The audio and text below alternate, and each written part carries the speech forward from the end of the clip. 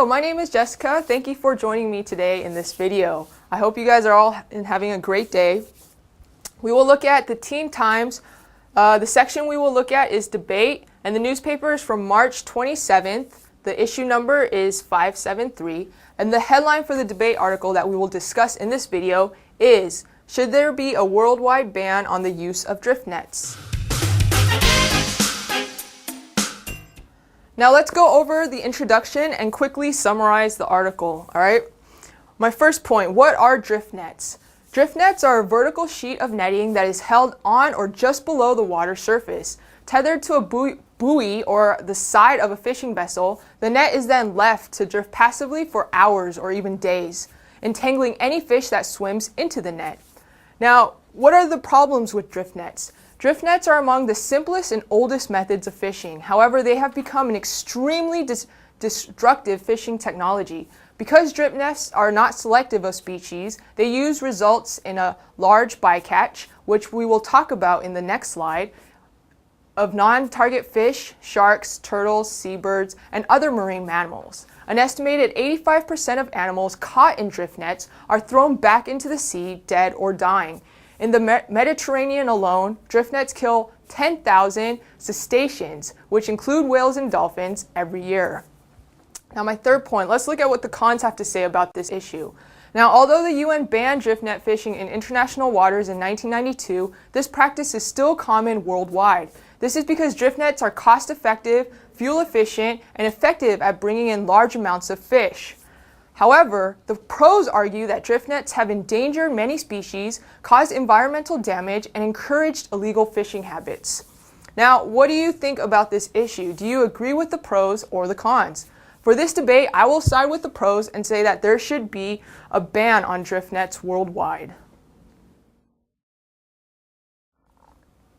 Now let's look at the first statement of the cons, starting with my point number one. What is bycatch? I mentioned this in my intro. The most significant criticism of drift nets has to do with the type of bycatch that they produce. Now, bycatch refers to non-target individuals caught in drift nets. While mesh size can be targeted for a particular species of squid or fish, the nets are capable of catching just about anything that swims or dives and is equal to or larger than the mesh size being used. Their propensity to kill so many large animals has earned drift nets the nickname Wall of Death. Now my second point, let's look at the statistics by the UNFAO.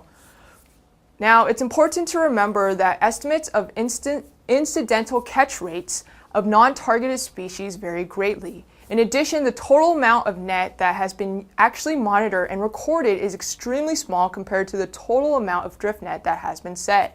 Now the United Nations Food and Agriculture Organization, FAO, estimates that global bycatch rates are as high as 27 million tons of fish, which includes sharks, dolphins, whales, and turtles, discarded by fisheries each year. Now my third point, statistics in the North and South Pacific. In the North Pacific, over 100 species have been reported taken as bycatch by squid drift nets. In the South Pacific, large mesh drift nets have caught at least 46 species. Out of these 46 species, up to 35% of them may have been discarded by unwanted bycatch. Now my fourth point, let's look at drift net fishing in the 1980s and 1990s. During this time, drift net fishing was very widespread. They were estimated to have killed annually as many as 1 million cetaceans, millions of seabirds, tens of thousands of seals, thousands of sea turtles, and untold number of sharks. All right, for this slide, let's look at the con's second statement, starting with point number one, the development of nylon netting. Now, traditionally, small drift nets were made of organic materials such as hemp, which were biodegradable. However, the development of nylon netting in the 1970s resulted in a dramatic change in the scale of drift net fisheries. The new synthetic netting was barely visible once in the water, but strong enough to endure the harsh conditions of the open seas. Now, consequently, large-scale drift net fisheries developed for large species such as tuna, squid, and swordfish. The nets also last longer and are not biodegradable, which means they do not break down over time. My second point, let's look at the problems caused by lost or abandoned drift nets. Because these synthetic nets are not biodegradable, these lost or abandoned those lost or abandoned at sea, are hurting the marine environment, impacting fish stocks through a phenomenon called ghost fishing, and pose a hazard to ships. According to the study by the UN FAO and the UN Environmental Program, the problem of abandoned, lost, or otherwise discarded drift nets is getting worse due to the increased scale of global fishing operations. In addition, the float line on the nets allows it to be pushed into the current, which causes ecological damage to plant life and other habitants as the net drags along the sea floor.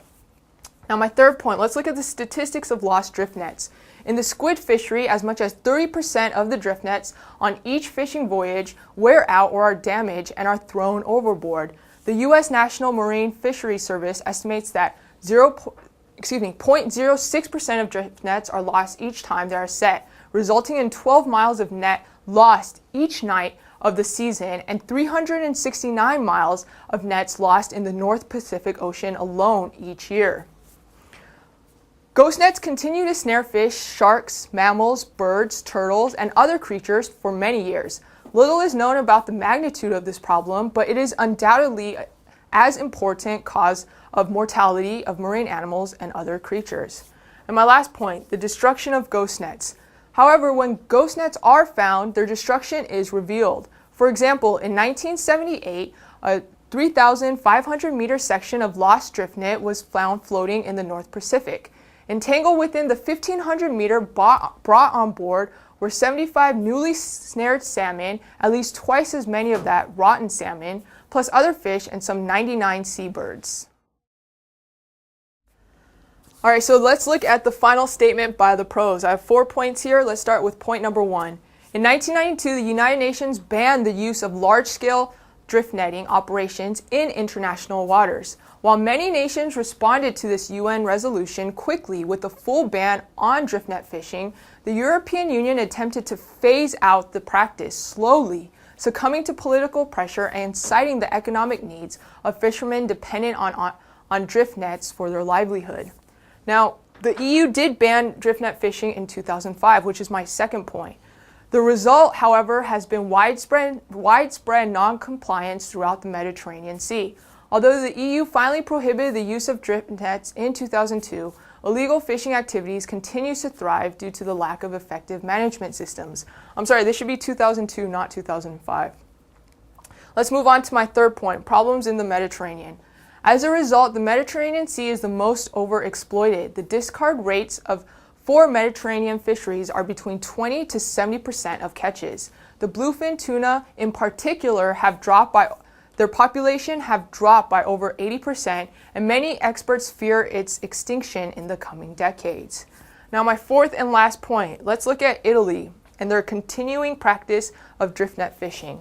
Now, just last year, the European Commission found that Italy had failed to adequately control and enforce the EU ban on the use of drift nets. Despite persistent calls on Italy to fulfill its monitoring and enforcement task adequately with regard to illegal drift nets, recent on-site inspections did not show any significant improvements as compared to the situation before the court's judgment. Now, what do you think about this issue? Do you agree with the pros or the cons? Why don't you make your own arguments and debate with your friends, your family, or your classmates? Now, that's the end of my presentation today. I hope you guys learned a lot and enjoyed the video, and hopefully I'll see you next time. Thank you.